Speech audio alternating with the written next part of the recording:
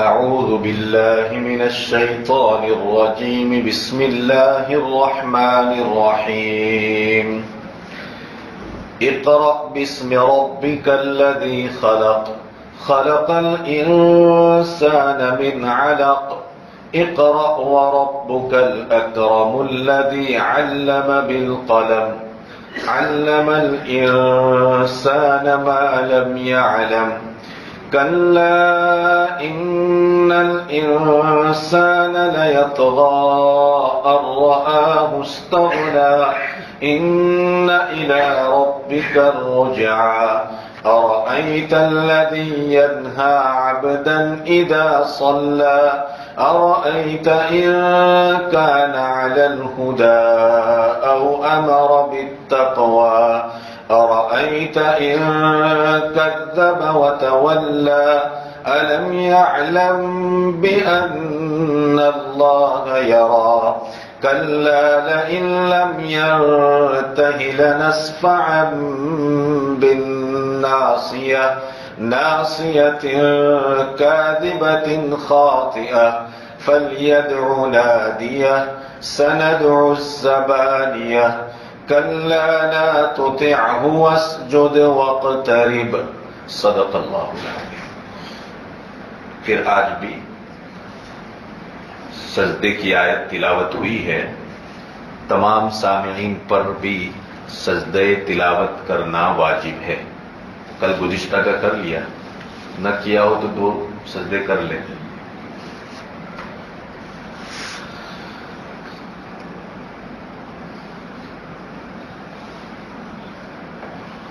اللہ رب العزت حضرت جبرائیل کے واسطے سے نبی اکرم صلی اللہ علیہ وسلم سے فرما رہے ہیں اقرأ. کل میں نے اس سلسلے کی تفصیلی گفتگو آپ حضرات کے سامنے کر لی.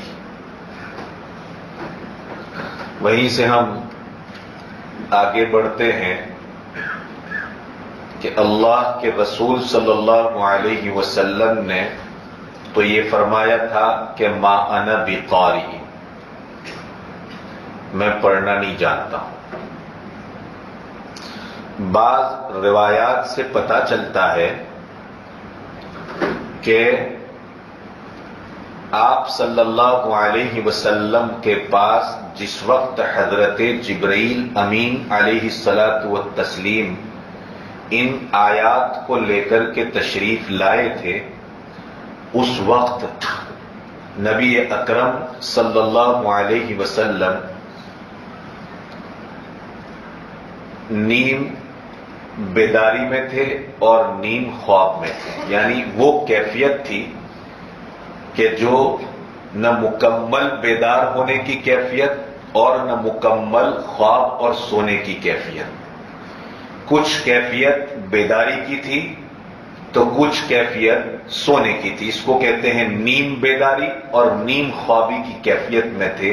اس موقع پر حضرت جبرائیل امین علیہ الصلاۃ والتسلیم نے آپ علیہ الصلاۃ والسلام سے مخاطب ہو کر یا محمد کہہ کر کے آپ کو خطاب کیا تھا. اور اس وقت اقرأ. انہی روایات سے پتہ چلتا ہے کہ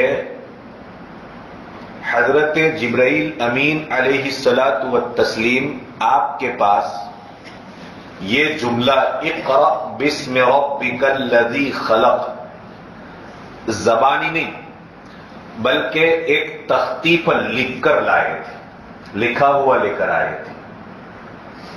اور یہ بات سمجھ میں بھی آتی ہے کیونکہ اور بعض روایات سے یہ بھی پتہ چلتا ہے کہ یہ تختی سونے کی تھی اور اس کے اوپر یہ آیات لکھی ہوئی تھی. یہی سامنے رکھ کر کے حضرت جبرائیل امین نے آپ علیہ الصلاۃ والسلام سے یہ بات کہی کہ اقرأ پڑھیے. اگر زبانی بات ہوتی تو ان پڑھ انسان بھی اپنی زبان میں کوئی بات کہی جائے تو پڑھ لیتا ہے. ہمارے بہت سارے لوگ جو کبھی اسکول گئے ہی نہیں ہیں لیکن پھٹافٹ گجراتی اردو بولتے ہیں نا، کوئی کہتا ہے تو وہ سمجھ بھی لیتے ہیں۔ آپ علیہ الصلوۃ والسلام کا یہ فرمانا کہ ما انا بقارئ، میں پڑھنا نہیں جانتا ہوں، اس کا مطلب یہ نکلتا ہے کہ آپ جو تختی پر لکھ کر کے لائے ہیں میں نے تو کبھی لکھا ہوا پڑھنا سیکھا ہی نہیں ہے، اس لیے آپ علیہ الصلوۃ والسلام نے فرمایا ما انا بقارئ، میں پڑھنا جانتا نہیں ہوں۔ اگر زبانی مسئلہ ہوتا تو فوراً پڑھ لیتے، لیکن میں نے لکھنا پڑھنا، کتابت قلم کے ذریعے جو لکھائی ہوتی ہے اور پھر پڑھا جاتا ہے وہ میں نے پڑھا ہی نہیں۔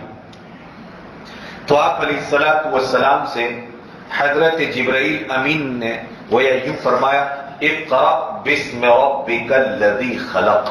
نمبر 1 ذرا توجہ چاہتا ہوں کہ آپ اپنے رب کے نام سے پڑھیے۔ دوسرا، آپ اپنے رب کا نام لے کر کے پڑھیے۔ اس سے علماء نے لکھا ہے کہ تعلیم کا آغاز اللہ کے نام سے ہونا چاہیے، تب جا کر کے اس تعلیم میں خیر و برکت وجود میں آتی ہے۔ تعلیم میں اللہ کے نام کی ضرورت اس لیے بھی ہے کہ اللہ کا نام سامنے رہے گا تو انسان اس تعلیم کے ذریعے انسانیت کی خدمت کرے گا۔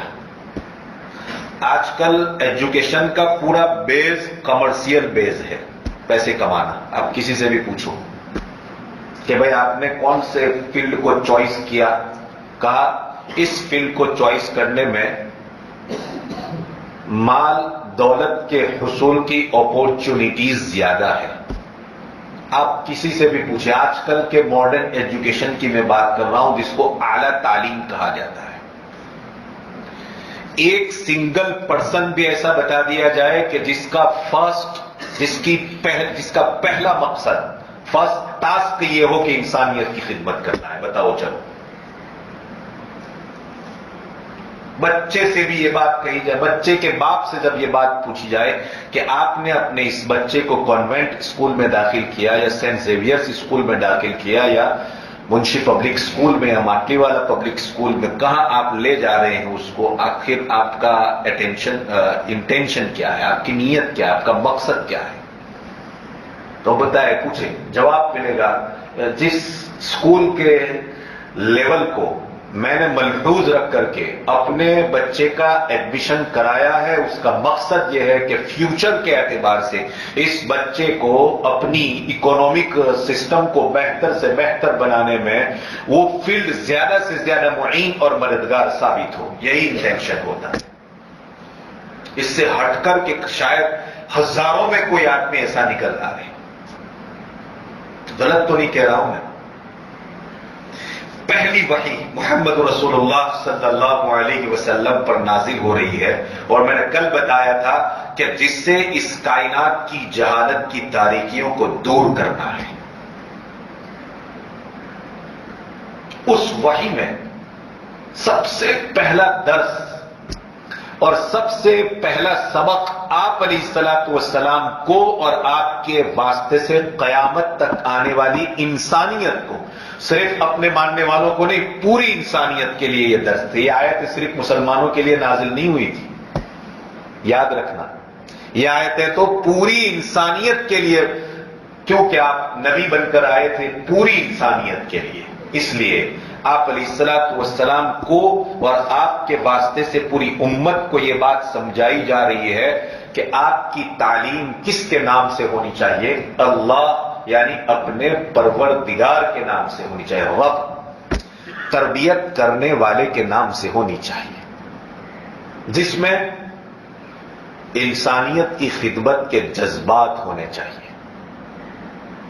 بڑے ادب سے ایک بات کہنا چاہتا ہوں، کوئی کسی پر تان کیے بغیر، کسی پر طنز کیے بغیر، وداؤٹ اینی کنٹروورسی، کہ جو بھی انسان کوئی پیشہ اختیار کرتا ہے اور جس فیلڈ میں وہ اپنا پروفیشن حاصل کرتا ہے، چاہے وہ انجینئر ہو، چاہے وہ ڈاکٹر ہو، آپ دیکھیں چاہے وہ سائنٹسٹ ہو، وہ اپنے اس پروفیشن کے ذریعے انسانیت کی خدمت کتنی کرتا ہے یا انسانیت کے گلے کتنے کاٹتا ہے آپ کے سامنے ہے. مجھے بولنے کی ضرورت ہے، میں سب کی بات نہیں کر رہا ہوں، یہ بھی دھیان میں رکھیں. لیکن اس درس کے ذریعے یہ سمجھایا جاتا ہے کہ ایک ڈاکٹر اگر اللہ کے نام سے اپنی ڈاکٹری کے علم کا آغاز کرتا ہے تو اس کے دل میں انسانیت کی خدمت کے جذبات پیدا ہوں گے. ایک انجینئر اپنی انجینئری میں، ایک سائنٹسٹ اپنے سائنس کے فیلڈ میں، ایک بزنس مین اپنے بزنس کے فیلڈ میں، ایک ٹریڈر اپنی ٹریڈنگ کے فیلڈ میں اللہ کے نام کو لے کر کے چلتا ہے تو سب سے پہلی جو اسپرٹ اس کے اندر پیدا ہوتی ہے، جو جذبہ پیدا ہوتا ہے، وہ انسانیت کی خدمت کا جذبہ پیدا ہوتا ہے. آپ علیہ الصلوۃ والسلام نے نبوت ملنے سے پہلے 40 سال تک انسانیت کی خدمت کی ہے. آپ حیران ہوں گے، میں مسلمانوں کی بات نہیں کر رہا ہوں. آپ نے جو کل میں نے ایک جملہ سنایا تھا حضرت خدیجۃ الکبریٰ کے حوالے سے، کیا کہا تھا حضرت خدیجہ نے؟ واللہ لا یخزیک اللہ ابدا، قسم بخدا اللہ آپ کو رسوا نہیں کرے گا. اور کیوں نہیں کرے گا؟ اس کی چند باتیں بیان فرمائی تھی جو اس دن آپ نے سنی تھی. کل میں نے ایک بات بیان کی تھی کہ انک لتصل الرحم. دیکھو انسانیت کی خدمت کر رہے تھے آپ اس بنیاد پر کہ آپ صلہ رحمی کرتے ہیں، رشتے ناتوں کو جوڑتے ہیں. کیا مسلمان 40 سال آپ کی نبوت ملنے سے 40 سال جو تھے ابھی پہلے کے، اس میں تو ابھی اسلام نام کی کوئی چیز نہیں تھی نا، کوئی مسلمان نہیں تھا. تو پھر آپ کن کی خدمت کرتے تھے بتائیں؟ آپ کے سامنے جو لوگ تھے وہ سب کے سب غیر مسلم تھے جن کی آپ علیہ الصلوۃ والسلام خدمت کرتے تھے. اسے سمجھ میں آتا ہے کہ خدمت یہ مسلمان، غیر مسلمان، مسلم، نن مسلم، ہر ایک کا مشترکہ حق ہے. آج ہم نے اس اخلاق کے اور مورل کے اس بیس کو صرف ایک سائٹ کے اوپر کر دیا. نتیجہ یہ نکلا کہ اخلاق کی بنیاد پر محمد رسول اللہ کا جو دین دوسروں تک پہنچنا چاہیے تھا وہ نہیں پہنچ پا رہا. اس کی واحد وجہ یہ بھی، اس کی ایک وجہ یہ بھی بنتی ہے کہ حضرت انسان اور خاص طور پر مسلمانوں نے خدمت کی تو اپنوں کی پرایوں کی خدمت نہیں کی. جبکہ رسول اللہ نے تو کتنے سال تک؟ 40 سال تک صرف صلہ رحمی نہیں، رشتے ناطے جوڑنے کی باتیں نہیں ہوئی تھی. آپ علیہ الصلوۃ والسلام نے تو یتیموں، مسکینوں، بیواؤں، محتاجوں، ضرورت مندوں کو کما کر کے دیا ہے. حضرت خدیجہ تو فرماتی ہے ہم تو اپنے لیے کماتے ہیں اور اپنے لیے کمایا ہوا بچتا ہے تو کسی کو دیتے ہیں. لیکن خدیجۃ الکبریٰ تو فرماتی ہے رضی اللہ تعالی عنہ لتکسب المعدوم، جن کے پاس کھانے پینے کے لیے کچھ نہیں ہے آپ ان کے لیے کماتے ہو اور ان کو کما کر کے دیتے ہو. کسی اور کے لیے کمانے کا جذبہ یہ کوئی بڑی بات، یہ کوئی چھوٹی بات نہیں ہے. اور وہ بھی کن کے لیے؟ ان لوگوں کے لیے جو آئندہ چل کر کے محمد رسول اللہ کے دین میں سب سے بڑا رورا بننے والے. 40 سال تک آپ علیہ الصلوۃ والسلام نے خدمت کی، انسانیت کی خدمت کی. ایک ایک جملہ حضرت خدیجۃ الکبریٰ کا تاریخی ہے، میں اس وقت اس کو دہرانا نہیں چاہتا ہوں، صرف سمجھانا چاہتا ہوں. تو تعلیم میں اقرأ باسم ربک، اپنے رب، اپنے پروردگار کے نام سے پڑھیے، یعنی اپنے پروردگار کے نام سے تعلیم حاصل کیجیے.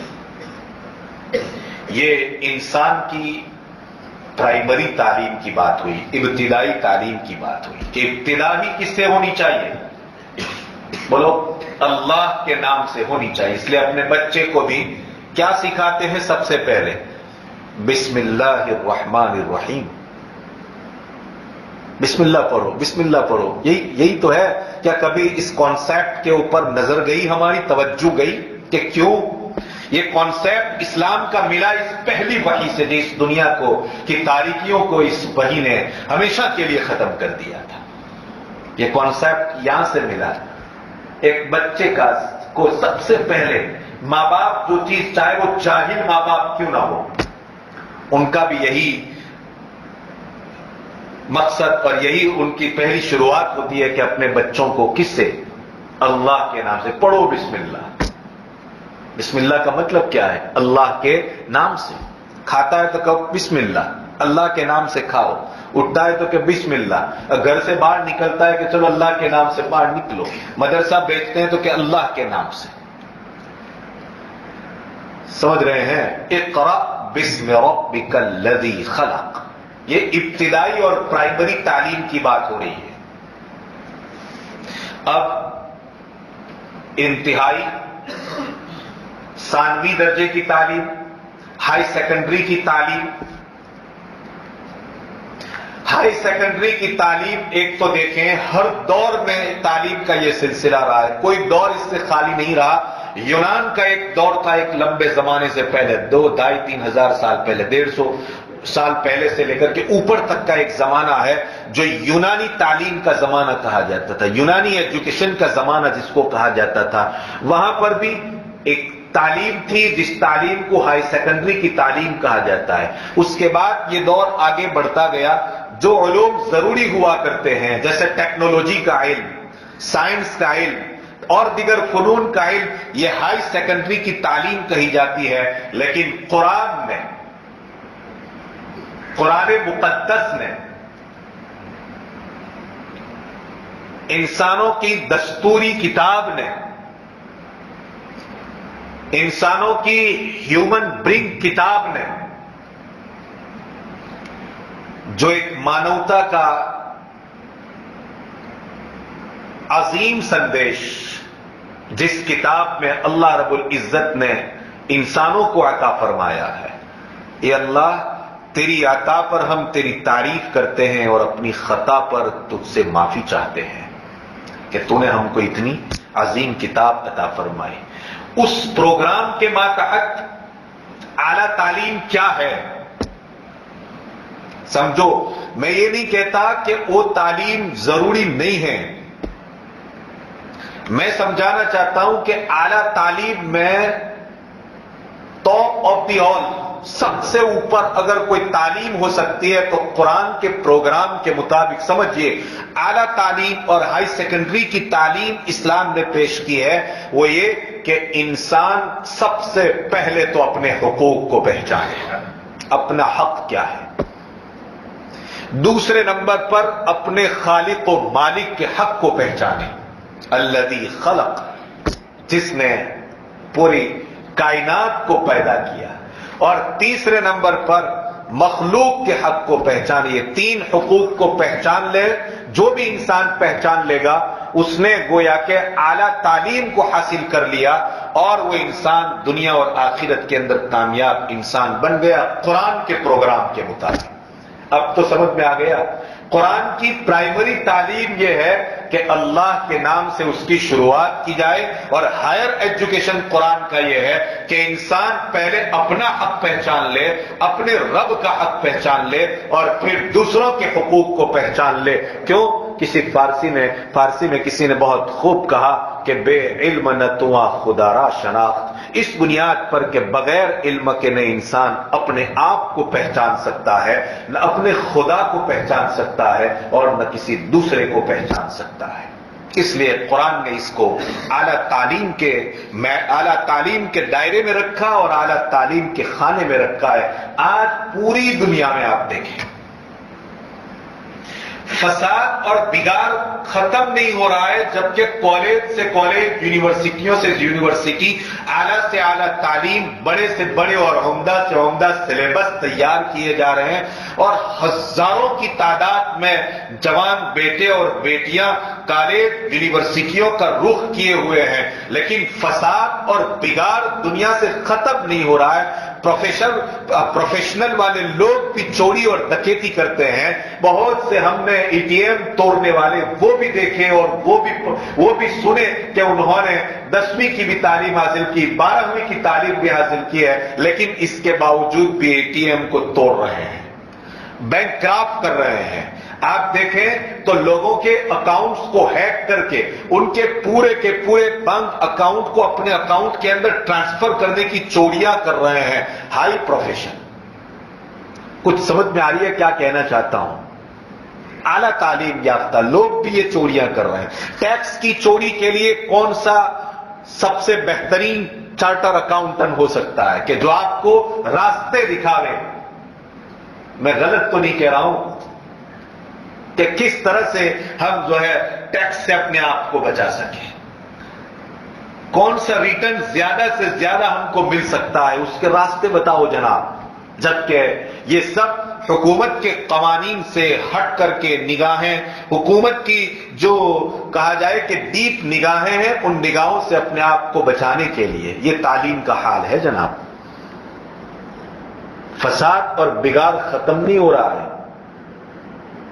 اس کی بڑی وجہ یہ ہے کہ جس کو اعلیٰ تعلیم کا درجہ دیا ہے اس سے اوپر ایک اور اعلیٰ تعلیم ہے جس تعلیم سے ہم آراستہ نہیں ہوئے اور جس تعلیم کے زیور سے ہم نے اپنے آپ کو آراستہ نہیں کیا اور اس کوالٹی کو ہم نے حاصل نہیں کیا. اور وہ کوالٹی کیا ہے؟ 3 لفظوں میں نے اس پروگرام کو بیان کر دیا.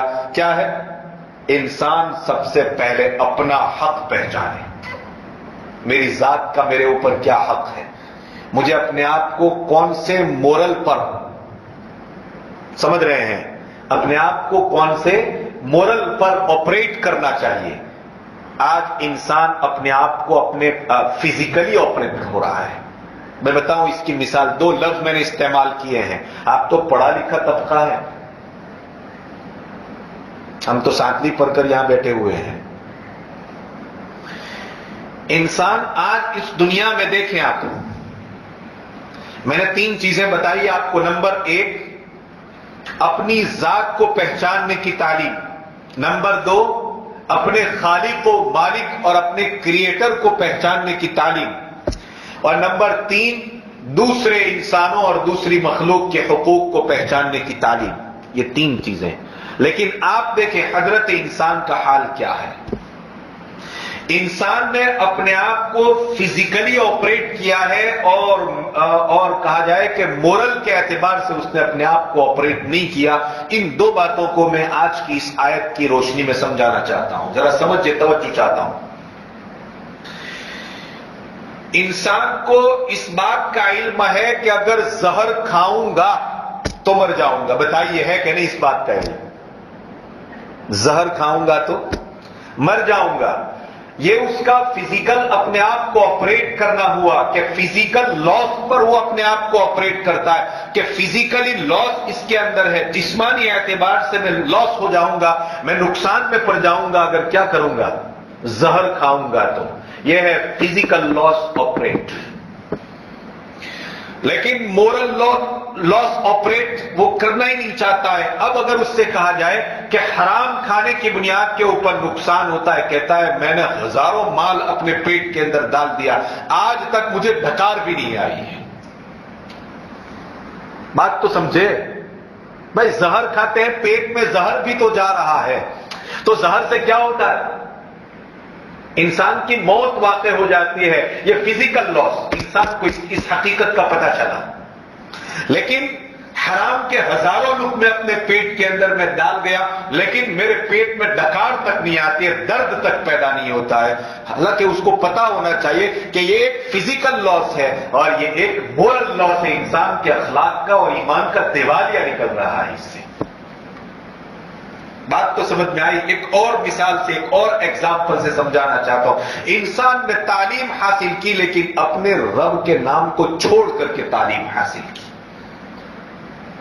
جبکہ پہلی تعلیم تھی اقرأ باسم ربک الذی خلق. اپنے رب کے نام سے پڑھو، اپنے رب کے نام سے تعلیم حاصل کرو. کون سا رب؟ جس رب نے تمہارے اوپر بہت سارے انعامات کیے ہیں، ہمارے اوپر ڈھیر سارے انعامات جس رب نے کیے. ان انعاموں میں ایک بڑا انعام یہ کیا ہے کہ الذی خلق، مجھے اور آپ کو وجود بخشا ہے، مجھے اور آپ کو پیدا کیا. اگر وہ پیدا ہی نہ کرتا تو کیا کرتے؟ اقرأ باسم ربک الذی خلق. ایک اور ایگزامپل دینا چاہتا ہوں فزیکل لاس اور مورل لاس کے اوپر. انسان کو اس بات کا علم ہے کہ میں اگر اپنی زبان کے اوپر آگ کا انگارہ رکھوں گا تو میری زبان جل جائے گی، ہے کہ نہیں؟ کیا اس پر آپ کو کوئی کنفیوژن، کوئی شک، کوئی تردد؟ اگر ہے تو مجھے آپ فزیکلی کر کے دکھاؤ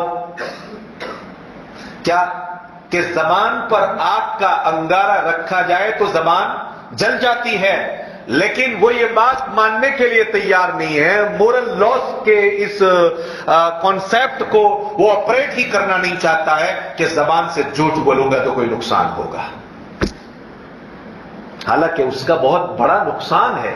کیا نقصان؟ کہ انسان اخلاق کے اعتبار سے سب سے نیچے آ جاتا ہے۔ جھوٹے انسان کا کوئی ویلیو ہوتا ہے سماج میں؟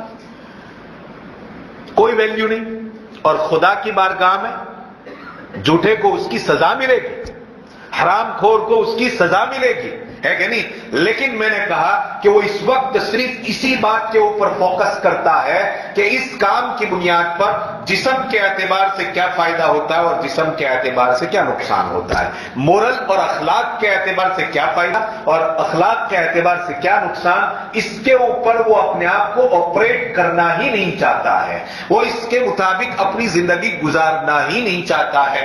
قرآن مقدس کی آیت کریمہ بتا رہی ہے اقرأ بسم ربک الذی خلق، آپ کی تعلیم آپ کے فزیکل لاس کے اوپر نہیں ہونی چاہیے، آپ کی تعلیم آپ کے مورل لاس کے اوپر ہونی چاہیے کہ میں اخلاق کے اعتبار سے کتنا نیچے اترتا ہوں۔ فرمایا اقرأ بسم ربک الذی خلق، پڑھیے اپنے رب کے نام سے۔ رب، اللہ چاہتے تو یہاں یوں کہہ سکتے تھے نا اقرأ بسم اللہ، جیسے کھاتے وقت کیا پڑھتے ہیں؟ بسم اللہ، اللہ کے نام سے ہے، لیکن یہاں اللہ تبارک و تعالی نے اللہ کے بجائے کون سا لفظ استعمال کیا؟ رب۔ اقرأ بسم ربک، اپنے رب کے نام سے، اپنے اللہ کے نام سے، ایسا نہیں کہا اپنے رب کے نام سے۔ اس سے ایک بات سمجھ میں آتی ہے کہ رب ہی انسان کو تعلیم و تربیت دیتا ہے، چونکہ رب کے معنی ہی کیا ہے؟ تربیت کرنا، اور تربیت نام کس چیز کا ہے؟ انسان کو انسان کا نفع بھی سمجھانا اور انسان کو انسان کا نقصان بھی سمجھانا۔ سب سے بہتر مربی اس کو کہا جاتا ہے جو انسان کو انسانوں کا نقصان بھی بتاوے اور انسانوں کو انسان کا نفع بھی بتاوے، وہ استاد سب سے بہترین مربی کہا جاتا ہے، جو استاد اس کو فائدہ بھی سمجھاوے اور جو استاد اس کو نقصان بھی سمجھاوے۔ یہاں رب کا لفظ لا کر کے بتایا رب ہی تمہاری صحیح تعلیم و تربیت کرے گا اور رب ہی تم کو غلط تعلیم اور غلط تربیت سے بچائے گا۔ اقرأ بسم ربک الذی خلق، خلق اس رب کے نام سے جس رب نے خلق کیا کیا ہے؟ بولو، پیدا کیا ہے، پیدا کرنا۔ حضرت شاہ ولی اللہ محدث دہلوی رحمت اللہ علیہ فرماتے ہیں کہ یہاں 4 چیزیں ہیں۔ نمبر 1، اللہ تبارک و تعالی کو خالق ماننا۔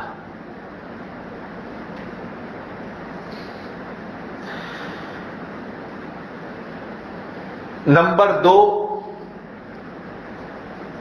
اللہ تبارک و تعالی کو رب ماننا۔ یہ وہ 2 چیزیں ہیں جس پر پوری انسانیت کا اتفاق ہے، سوائے چند دہری اور ناستک کے کہ وہ رب کو مانتے ہی نہیں ہیں، لیکن چھوڑ دیا جائے ان کو۔ پوری انسانیت چاہے مسلمان ہو چاہے مشرک ہو کافر ہو، سب کہتے ہیں کہ بھائی اس کائنات کا پیدا کرنے والا کون؟ ایک اللہ۔ مانتے ہیں کہ نہیں؟ آپ کسی مشرک سے بھی آپ پوچھیں وہ کہے گا کہ ہاں پیدا کرنے والا تو کون ہے؟ پرمیشور تو کون ہے؟ ایک ہی۔ مانتے ہیں، کسی کا کوئی اختلاف نہیں ہے۔ اللہ تبارک و تعالیٰ نے اس مقام پر اپنی ایسی صفت کا استعمال فرمایا کہ جس صفت کے بارے میں کسی کو کوئی اختلاف نہیں ہے۔ اسی طرح رب، انسانوں کی تربیت کون کرتا ہے؟ اللہ رب کرتا ہے، اس پر بھی سب کا اتفاق ہے۔ ہاں دوسری دو چیزیں ہیں جس کے اوپر مسلمان اور غیر مسلم کے درمیان میں فرق ہوتا ہے. ایک ہے اس عالم کی تدبیر کون کرتا ہے. یدبر الامر من السماء الى الارض.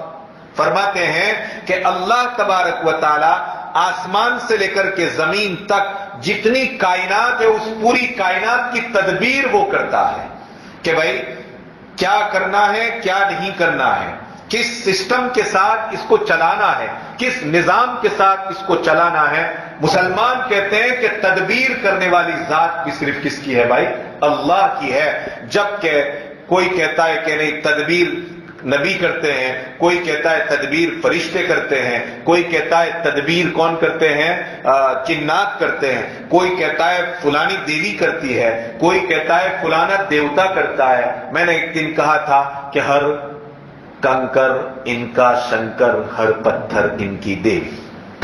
سمجھ میں آ رہی ہے بات. یہ کنکر, یہ دیوی, یہ فلانی ماتا, یہ لکشمی ماتا, یہ سرسوتی, یہ وہ اور یہ وہ. دیکھو بھائی علم کی تدبیر سرسوتی کے حوالے کر دی گئی, نعوذ باللہ من ذالک. پیسوں کا معاملہ لکشمی کے حوالے کر دیا گیا. کچھ سمجھ میں آ رہی ہے بات. یہ اختلاف ہے اس مقام پر. لیکن اہل ایمان کہتے ہیں رب بھی کون, اللہ. خالق بھی کون, اللہ.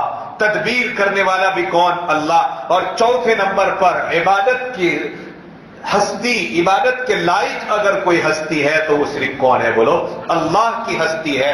اس کے علاوہ کوئی ہستی عبادت کے لائق نہیں. جبکہ دوسری قوموں نے بہت ساری چیزوں کو اپنے لیے اپنا معبود بنا لیا. حالانکہ سب سے زیادہ آخری درجے کی تعظیم کے لائق اگر کوئی ذات ہے تو وہ کس کی ذات ہے, اللہ کی ذات ہے. اللہ کے علاوہ کوئی ذات ایسی نہیں ہے کہ آخری درجے کی عبادت, آخری درجے کی تعظیم کرتے ہوئے اس کی عبادت کی جائے. صرف اور صرف کس کی ذات ہے, اللہ کی ذات ہے. یہاں پر کہا گیا اقرأ بسم ربک الذی خلق. آپ پڑھیے نبی اپنے رب, اپنے اس رب کے نام سے, الذی خلق, جس رب نے پیدا کیا, تمام مخلوقات کو پیدا کیا. اور پھر اس میں خصوصیت کے ساتھ بیان فرمایا خلق الانسان من علق, جس نے اس ذات جس نے کہ انسان کو پیدا کیا, کس سے پیدا کیا, انسان کی حقیقت بتلا دی. علق میں نے بتایا تھا کل کہ میں بتاؤں گا انشاءاللہ.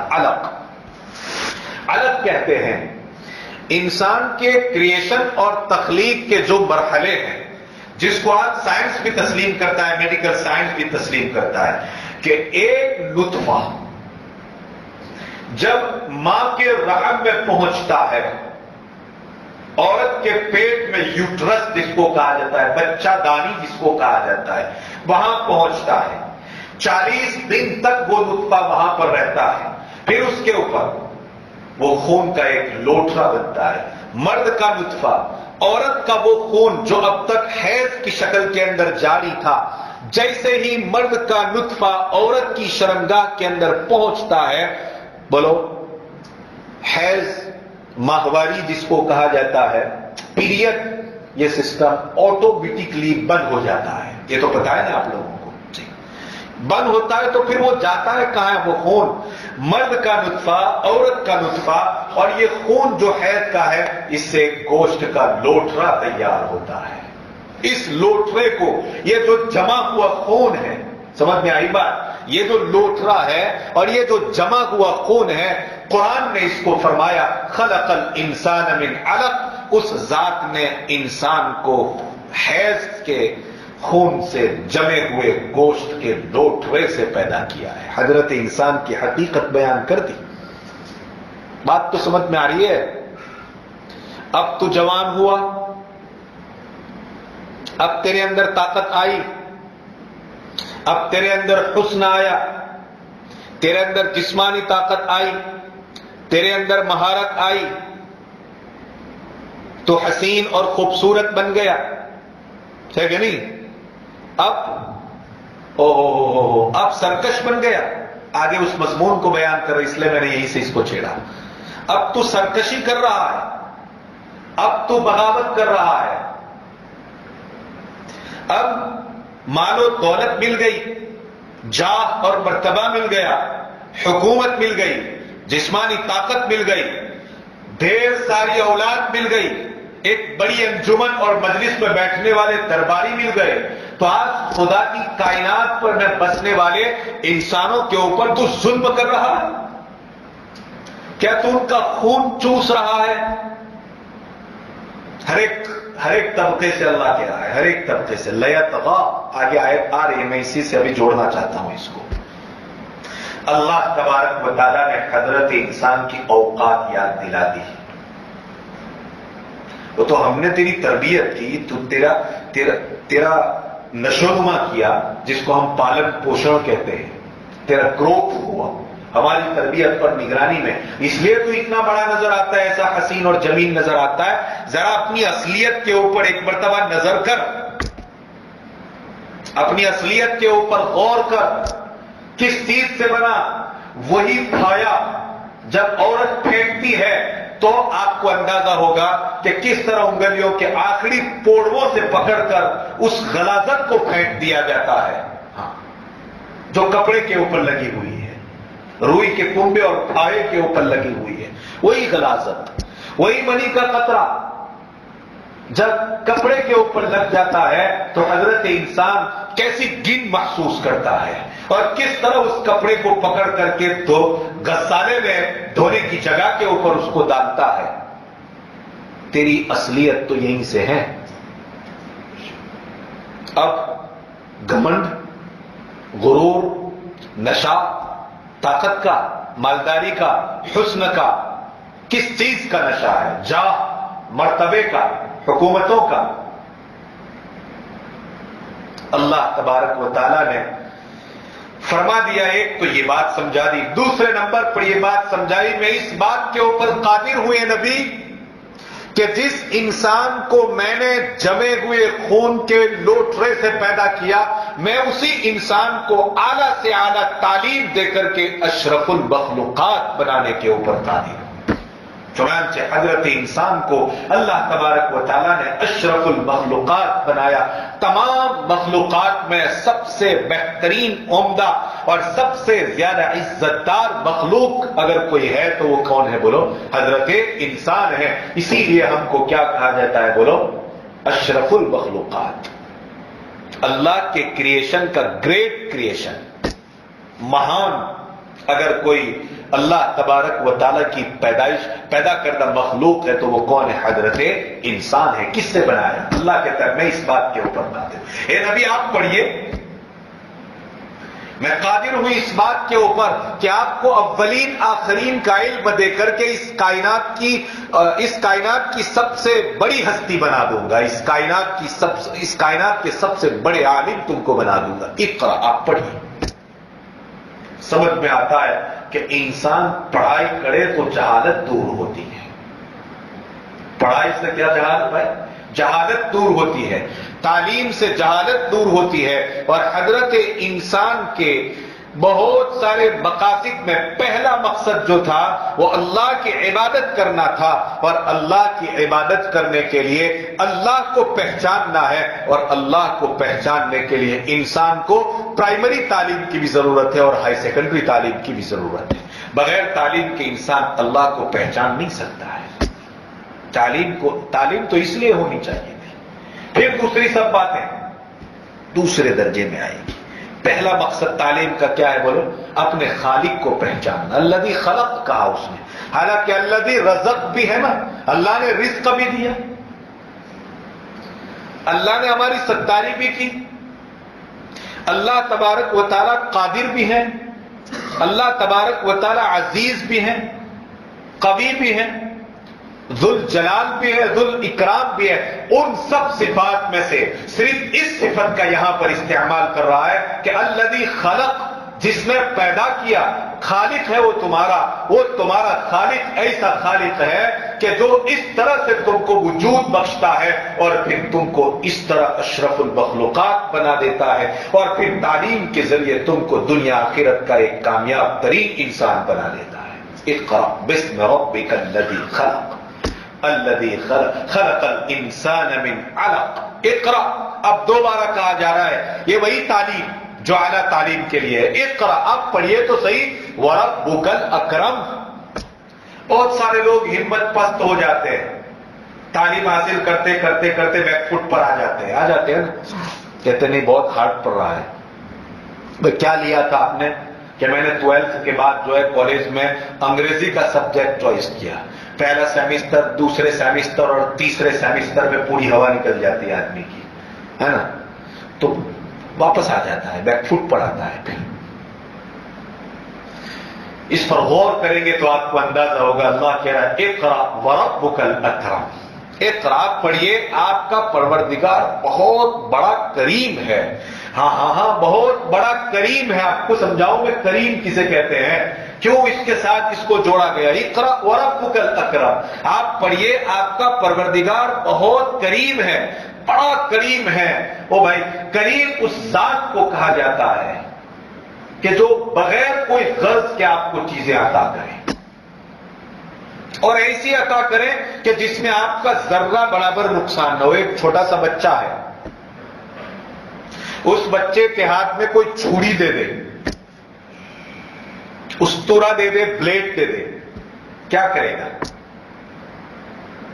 बताइए? नुकसान करेगा ना अपनी जात का। तो क्या आप ये कहेंगे मैंने बच्चे को छुरी देकर के उस पर कर्म किया? कोई कह सकता है ऐसा? नहीं भाई, इसको कर्म नहीं कहते हैं। कर्म तो इसको कहते हैं कि एक तो इंसान को वो चीज अता करे जिस चीज में उसका फायदा ही फायदा हो, नुकसान का दूर दूर तक तसव्वुर न कर सके। इक़रा आप पढ़े, रब का नाम लेकर के पढ़े, आपका रब बड़ा करीम है, आपको वो तालीम देगा कि जिस तालीम में जर्रा बराबर नुकसान नहीं होगा आपका। कुछ समझ में आ रही है बात? यहां कुछ बच्चे भी बैठे हुए हैं पढ़ने वाले, जरा उनसे भी मैं कहना चाहता हूं, इक़रा वरब्बुकल अकरम। बड़ी अजीब ये अल्लाह तबारक व तआला का एक एक लफ्ज का जो चुनाव है ना, इंतखाब, बड़ा बेहतरीन, दिल को एड्रेस करने वाला, इंसान की आंखें खोल देता है। इक़रा वरब्बुकल अकरम, बड़ा करीम है आपका परवरदिगार। आप उम्मी है ना, नबी से कहा जा रहा है आप उम्मी हैं, आपने लिखना पढ़ना सीखा नहीं, हमको मालूम है, लेकिन आपका परवरदिगार इतना करीम है, इतना करीम है, इतना मेहरबान है, इतना मेहरबान है। ए नबी, आपको वो इल्म अता करेगा कि आपके इल्म से पूरी इंसानियत सैराब होकर के रहेगी। आपके इल्म की रोशनी में पूरी इंसानियत के अंधेरे छट जाएंगे। इक़रा वरब्बुकल अकरम सल्लल्लाहु अलैहि वसल्लम। और दुनिया ने देखा 1,24,000 सहाबे किराम, कमोबेश 24,000 सहाबे किराम की वो जमात तैयार कर दिया आप अलैहिस्सलाम ने कि उनमें का एक एक कीमती हीरा था कि जिस किसी को भी इख्तियार कर लिया जाए वो आपकी और मेरी रहनुमाई के लिए काफी हो जाता है। इक़रा वरब्बुकल अकरम, आज पढ़िए, पहली मर्तबा कहा गया था नहीं, आपसे तो वो काम लेना है। एक एक फर्द तैयार होगा, एक एकेडमी तैयार होगी, हाँ, इल्म की एक एकेडमी, और एकेडमी का एक एक फर्द अपने अंदर पूरे तौर पर कमाल रखने वाला होगा, परफेक्ट पर्सनालिटी का हामिल फर्द तैयार होगा मुहम्मद रसूलुल्लाह सल्लल्लाहु अलैहि वसल्लम के इल्मी एकेडमी के अंदर। इसलिए कहा इक़रा वरब्बुकल अकरम, आपका परवरदिगार तो बड़ा करीम है, आप पढ़ो तो सही। इसलिए कभी भी हिम्मत को पीछे नहीं लाना चाहिए, पस्त हिम्मत नहीं बनना चाहिए।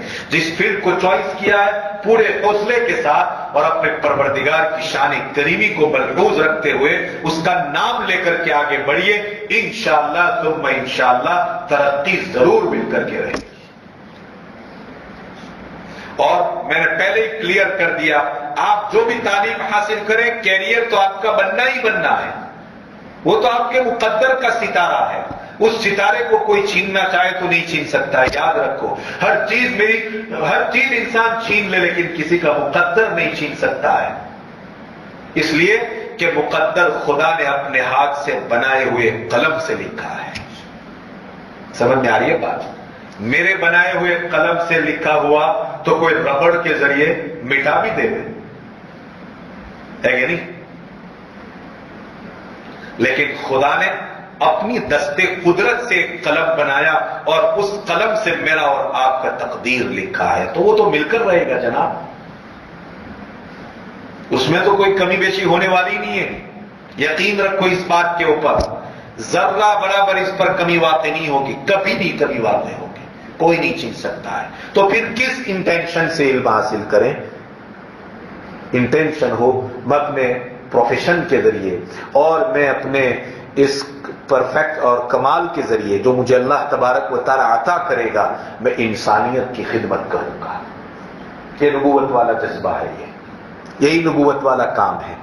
پھر دنیا میں آپ کی بھلائی کے ذریعے شہرت پائیں گے اور آپ کو آپ کی بھلائی کے ذریعے یاد کیا جائے گا. پھر دنیا کا کوئی فرد بھی ایسے بھلے انسان کو نقصان نہیں پہنچاتا ہے. نیت کیا ہو؟